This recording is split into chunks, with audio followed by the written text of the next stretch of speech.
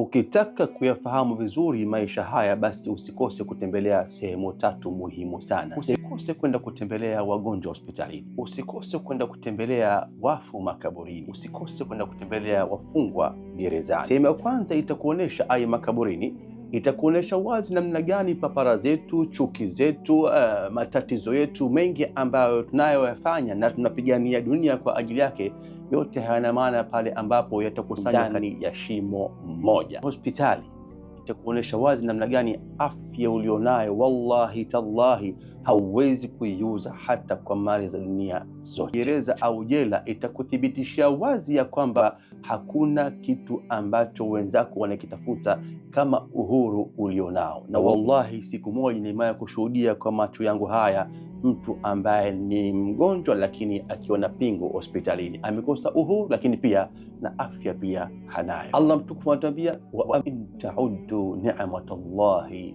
la tuhsuha, hata mkijaribu kudhibiti akuzihesabu neema za Allah ambazo zipo juu yenu hamtoweza kufanya hivyo. Uhuru unao, sema alhamdulillah. Afya unayo, sema alhamdulillah. Bado upo hai, una fursa kutubia, sema alhamdulillah. Mimi nasema alhamdulillah thumma alhamdulillah thumma alhamdulillah, kono kwa mkono hadi peponi.